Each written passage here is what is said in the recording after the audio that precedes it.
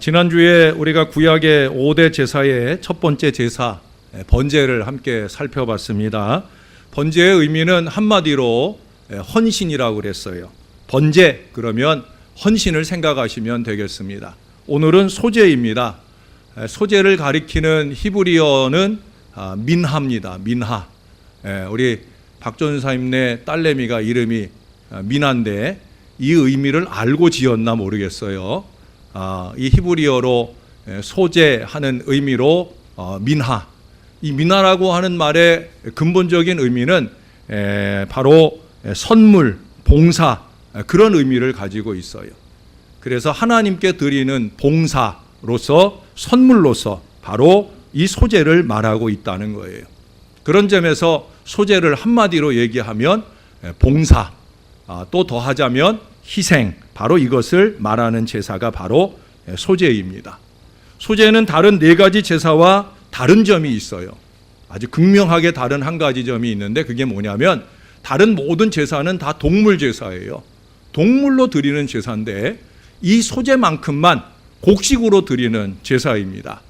곡식으로 드리다 보니까 피 없는 제사가 되지요. 근데 하나님은 모든 제물에 피를 받으십니다. 피 없는 제사는 생명이 없는 제사예요. 그렇기 때문에 이 소제는 소제만으로 드려지질 못해요. 그래서 이제 우리 지난주에 보았던 헌신의 제사인 번제와 함께 드리거나 이제 다음 주에 보게 될 화목제, 화목제는 하나님과 또는 사람들과 화목하는 제사인데 바로 그 화목제를 위해서 이 소제가 함께 드려지게 되어진다는 거예요. 그것은 우리가 번제하는 데 있어서 헌신하는 데 있어서 우리의 희생이 필요하다. 우리 하나님과 또 사람들과 화목한 믿음의 관계를 잘 맺고 살기 위해서는 저와 여러분의 희생과 봉사가 더해져야 한다 하는 그런 의미에서 바로 이 소제가 우리들에게 경각을 주고 있다고 보여집니다. 무엇보다도 여러분, 곡식을 얻기 위해서는 우리 인간들의 씨 뿌리고 가꾸는 노동이 필요하죠. 그런데 그것만 갖고 되는 게 아니에요. 하나님의 날씨를 주관하시는 그 섭리와 은혜, 그래서 이 모든 곡식들이 잘 자라도록 도와주시는 이 은혜가 어우러져서 결실되어지는 것이기 때문에 곡식을 주신 하나님께 대한 감사의 표현으로서 우리는 기꺼이 우리의 노동을 하나님께 드리는 그 희생과 봉사의 제사로 이 소제를 드리는 것 또는 소제의 삶을 우리가 하나님께 드리는 것이 당연하다라고 하는 거예요. 여러분, 저와 여러분이 교회 안에서 행하는 희생과 봉사는 그것은 하나님께 선심 쓰는 게 아니란 말이죠. 목사에게나 교회에게 선심 쓰는 게 아니란 말이에요. 하나님의 은혜를 아는 하나님의 백성들이 당연하게 하나님께 올려드릴 거룩한 의무로서 우리는 희생도 하고 봉사도 한다는 사실을 잊지 말아야 된다는 거예요. 이 소제에 쓰이는 재료들이 있죠. 다른 제사는 그저 동물이면 끝나는데 이 소제에는 네 가지 이 제사에 꼭 써야 할 재료가 있고요. 또 쓰지 말아야 될 재료들이 있어요. 여기 1절에 보면 그 제사 재료에 세 가지가 나오죠. 고운 가루를 기본으로 해서 그 위에 기름을 붓고 또 그 위에 유향, 이 세 가지 재료 위에다가 13절에 가서 보면 내 모든 소제물에 소금을 쳐라. 여러분이 이 다음에 혹시 우리 교회가 성경 퀴즈 대회를 하면 이 문제가 꼭 나올 거예요. 예? 소제에 꼭 들어가는 재료, 고운 가루, 기름, 유향, 소금. 그리고 11절에 가서 보면 절대 소제물에 들어가서는 안 되는 재료가 두 가지 있어요. 뭐예요? 꿀과 누룩, 누룩과 꿀이라는 거예요. 오늘은 우리가 그 재료의 의미를 통해 소제를 생각해 보려고 해요. 이 시간에 이걸 다 하자고 하면 이어지는 중요한 시간을 우리가 놓칠 수 있기 때문에 오늘 이 시간에는 꼭 들어가야 되는 재료 두 가지를 우리가 함께 나눌 거예요. 그리고 오후 예배에 우리 교사 헌신 예배를 드릴 때 꼭 들어가야 되는 나머지 두 가지 재료, 유향과 소금, 또 절대 들어가면 안 되는 꿀과 누룩에 대한 의미들을 우리가 함께 오후에 생각해 보려고 합니다. 오후 시간에도 많이 오셔서 우리 교사들도 격려하고 또 나머지 부분들도 함께 배우고 은혜 받는 시간이 되었으면 좋겠습니다. 자, 먼저 고운 가루입니다. 고운 가루는 소재물의 아주 중요한 기본 재료입니다. 이 고운 가루를 얻기 위해서는 곡식을 으깨고 부수어야 된다는 거예요. 그냥 곡식이 아니에요. 고운 가루로 만들어진 곡식이에요.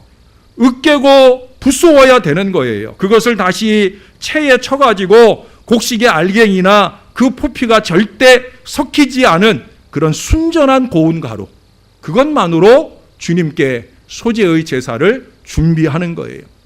그리스도와 관련해서 이것은 깨어지고 부서지신 우리 그리스도의 육체의 아주 깊은 고통을 의미한다 하겠습니다. 우리 인간의 구원을 위해서 하나님과 인간에게 버림받아 부서지고 낮아지신 그 그리스도의 생애는 그 일생을 통해서 자기 포기를 한 생애요, 자기 희생을 완벽하게 보여주신 삶을 우리들에게 나타내고 있어요. 우리는 그 주님의 희생을 아낌없이 남김없이 물과 피를 다 쏟으신 것으로 그렇게 말씀하고 있습니다. 아낌없이 남김없이 다 주신 사랑이라는 거죠. 그 예수님처럼 우리도 이 희생과 봉사의 예배를 드리는 삶을 위해서는 우리 자기 자신을 십자가에 못 박는 그 깨어짐과 부서짐이 있어야 된다는 거예요. 내가 살아있는 봉사는 봉사 아니에요. 내가 깨어져야 된다는 거예요. 내가 부서져야 된다는 거예요. 갈라디아서 5장 24절에 보면 그리스도 예수의 사람들은 육체와 함께 그 정과 욕심을 십자가에 못 박았느니라. 그 정과 욕심을 십자가에 못 박는 헌신일 때, 봉사일 때, 그럴 때 하나님이 영광을 받으신다는 거예요. 요즘에 장례 문화는 주로 화장 문화잖아요. 제가 이 각막 장기, 또 저는 그때 결단을 할 때 그때는 시신기증도 있었어요. 그래서 시신을, 제가 죽으면 제 시신을 의과대학에 기증을 해서, 그래서 의과대학에서 해부용으로 쓰게끔. 근데 지금은 여러분들이 서약서도 보지만 시신기증이 요즘엔 잘 안 된다고 그래요. 대학에서도 별로 원하진 않고, 그래서 요즘은 시신기증이 없다고 그래서 저도 오늘 여러분들과 함께 다시 재갱신을 하려고 합니다. 근데 제가 그때 결단을, 기증 서약을 할 때만 해도 그때 문화는 화장 문화가 별로 없었어요. 일반 장례였어요. 근데 요즘은 대부분 다 화장을 하잖아요. 여러분, 화장을 하게 된 시신의 마지막 단계가 뭔지 아셔요? 바로 시신을, 화장이 끝난 시신을 쇄골하는 작업이에요. 쇄골을 해서 뭘 만들어요? 고운 가루를 만들어요. 저나 여러분, 우리에게 있어서 오늘날 이 화장 문화가 주는 의미는 이 소재와 함께 아주 중요한 의미를 갖는다 보여집니다. 우리가 마지막 우리의 육신을 고운 가루로 하나님 앞에 드리기 전에 가장 최후적으로 드릴 수 있는 아름다운 희생과 봉사가 뭐겠습니까? 그것은 바로 우리가 오늘 결단하게 되는 바로 각막이나 장기의 기증이 아니겠습니까? 어차피 그렇게 한 줌 고운 가루로 만들어질 거라고 하면 그 이전에 나의 생애의 마지막을 최선으로 하나님 앞에 희생하고 봉사하는 이 일에 쓰임 받을 수 있다고 하면 가장 크게 하나님께 영광을 올려드리는 일이 되어지리라고 봅니다. 여러분, 희생이나 봉사를 위해서는 본래의 자기가 깨어지고 새로운 모습으로 준비되어야 합니다. 곡식이 고운 가루로 준비된 후에 그것은 제사를 위해 기름이나 유향이나 소금 등과 섞여서 화덕에 굽거나 번철에 굽거나 솥에 삶아지게 되는 것처럼 우리는 이전의 나의 성격이나 욕심이나 교만을 갈아서 하나님의 제사를 위해 새롭게 전혀 다른 모습으로 준비되어야 된다는 거예요. 오늘날 많은 교인들이 교회 안에서의 봉사에 실패하는 이유가 뭐냐? 열심히 땀 흘리고 봉사하고 나서 하나님께 감사와 영광이 되기보다는 불평과 원망으로 끝나게 되는 이유가 뭐냐? 그것은 내가 살아있어서 그러는 거예요. 내가 살아있는 희생과 봉사는 없어요. 그것을 통해 하나님은 영광을 받으시기가 어렵다라고 하는 거예요. 여러분, 우리는 모태의 태로부터 일그러진 인생으로 태어났어요.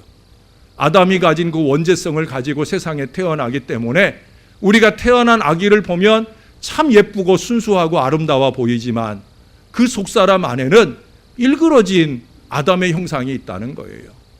그 모습 그대로 하나님 앞에 살 수는 없는 거잖아요. 그래서 주님이 우리를 위하여 죽어주시고 완전한 소재물이 되어주셨어요.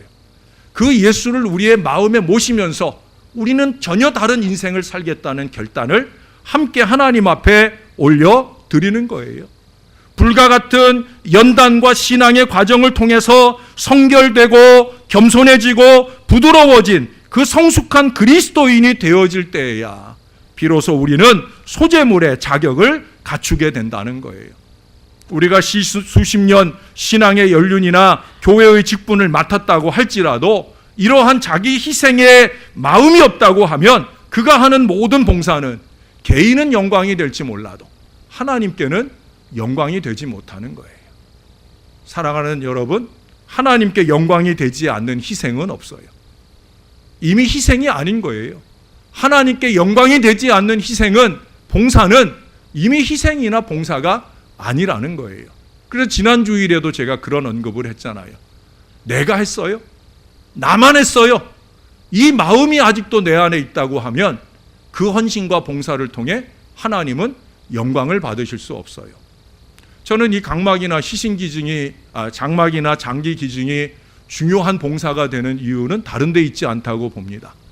우리가 다른 희생이나 봉사는 살았을 때, 내 의식이 깨어 있을 때, 그럴 때 하게 되잖아요. 근데 우리 인간은 얄팍해요. 좀 달라진 모습으로 희생하고 봉사하고 싶은데 저를 비롯한 우리 인간들은 자꾸 나를 생각해요. 그래서 내가 뭔가를 하면은 좀 알아주지 않나, 좀 박수 쳐주지 않나, 좀 인정해주지 않나, 이런 어리석은 마음을 우리 마음에 품을 수 있다는 거예요. 그러나 각막을 기증하거나 장기를 기증하는 건 언제 하는 거예요? 뇌사 판정이 나고 난 이후에 하는 거예요. 내가 더 이상 그런 이기와 욕심으로 얼룩지지 않은 때 가장 순전하고 깨끗하게 하나님께만 영광될 수 있는 헌신의 역사, 봉사의 역사가 있다고 하면 그것이 바로 이것이라고 생각이 듭니다. 사랑하는 여러분, 희생과 봉사에는 구부러지고 낮아지는 용기가 필요합니다. 제가 이 얘기를 하면서 그런 생각이 들었어요. 우리가 전철 같은 걸 탔을 때 그 전철 안에 500원짜리, 뭐 크지 않은 돈이지만 500원짜리 동전이 딱 떨어져 있어요. 자, 그 동전을 주술까 말까. 이 동전에 대한 세 가지 어리석은 태도가 있어요. 하나는 망설이는. 저는 이 동전을 봉사라고 생각을 했어요. 희생이라고 생각을 했어요. 희생과 봉사에 대한 우리의 태도도 마찬가지가 아닐까. 첫째는 망설이는 거죠. 주술까 말까, 예? 가질까 말까, 그런 망설이는 마음. 우리가 희생하고 봉사하는데도 그러죠.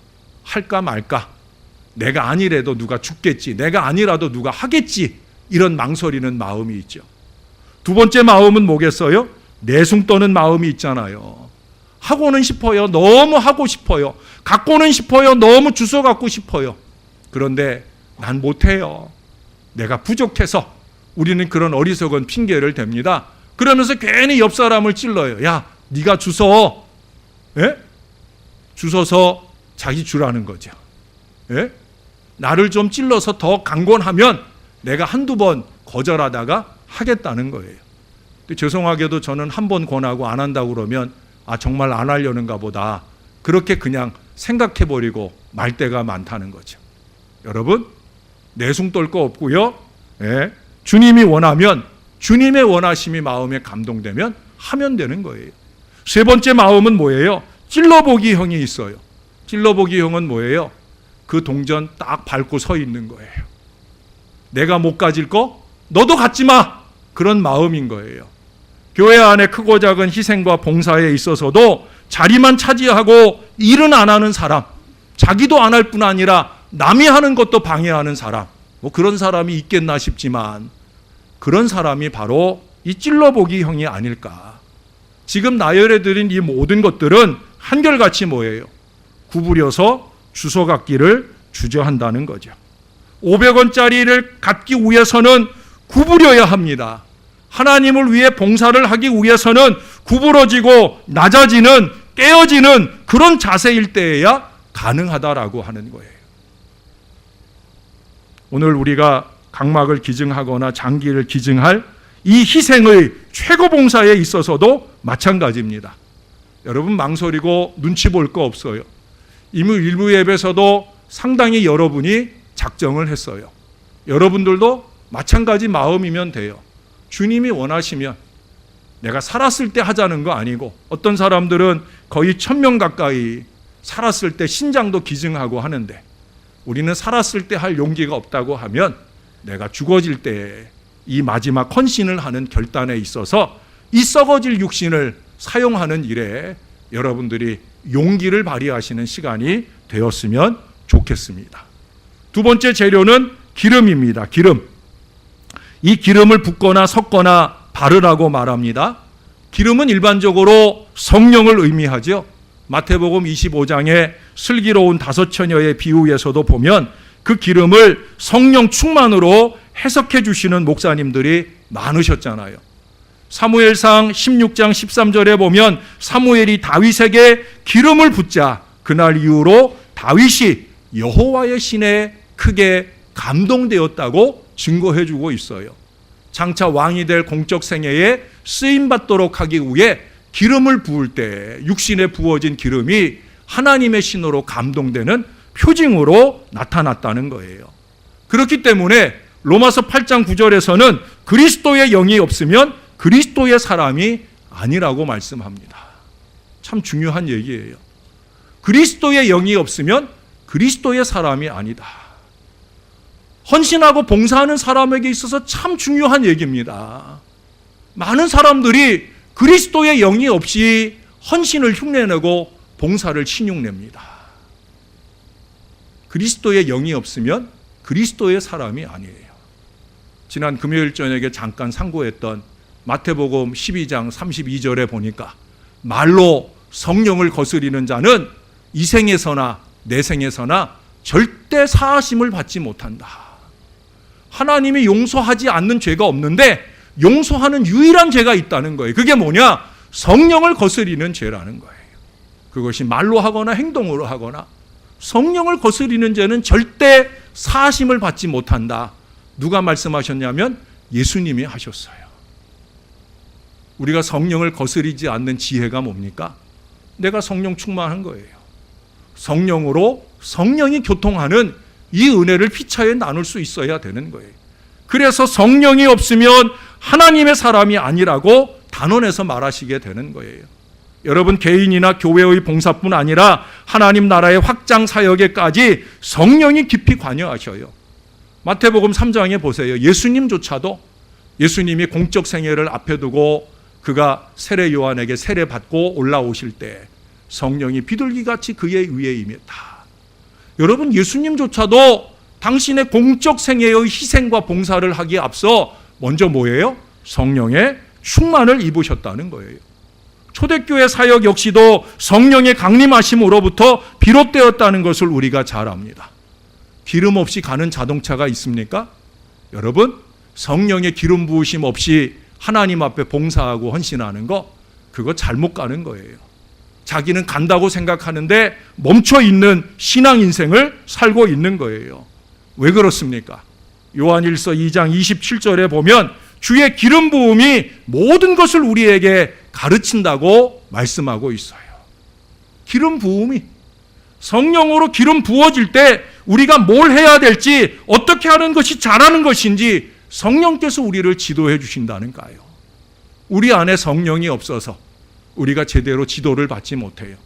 그래서 내 생각대로 내 맘대로가 앞장서게 되는 어리석은 봉사를 하여 오히려 그 봉사를 통해 하나님께 영광되거나 교회를 유익되게 하는 것이 아니라 문제나 어려움을 일으키게 되어지는 거예요. 사랑하는 여러분, 무엇보다 중요한 게 뭐예요? 성령 하나님께서 우리의 마음을 감찰하신다는 사실이에요.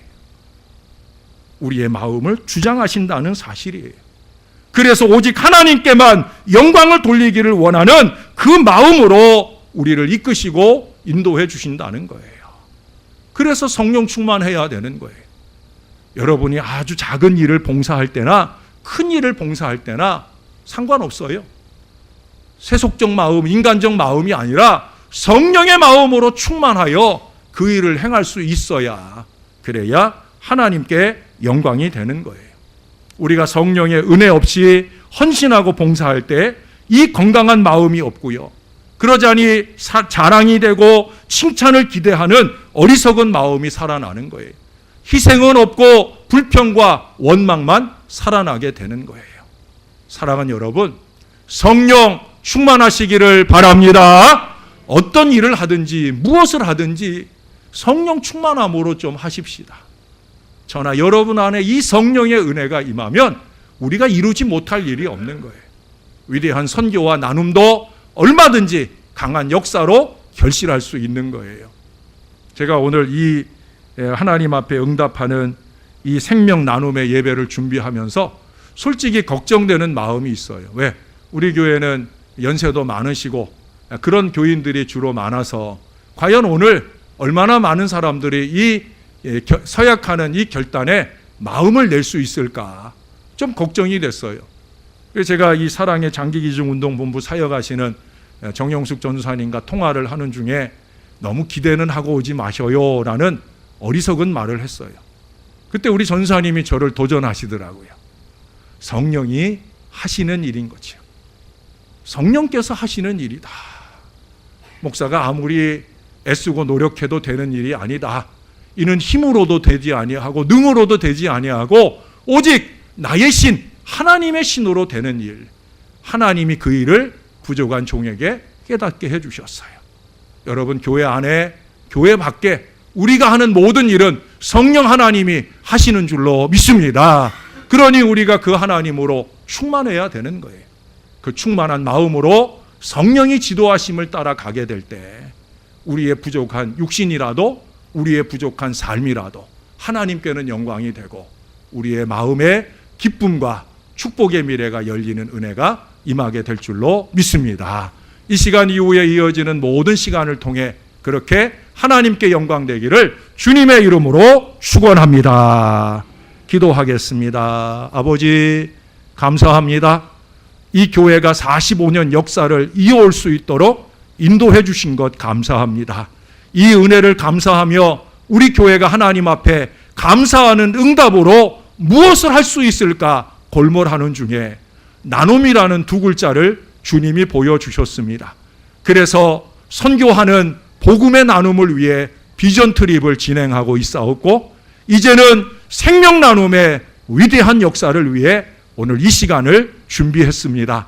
이제 얼마 안 있으면 우리가 사랑을 나누는 바자회도 할 것이고 은혜를 나누는 부흥 집회도 할 것입니다. 그에 앞서서 오늘 나의 썩어질 육신의 생명을 마지막으로 나누고 가고자 하는 이 마음의 결단이 이 시간 잘 이루어지는 복된 시간이 되게 하여 주시옵소서. 성령께서 주의 백성들의 마음을 뜨겁게 감동하여 주시옵소서. 주님이 도우시는 시간 되기를 소원하고 감사하며 예수님의 이름으로 기도합니다. 아멘.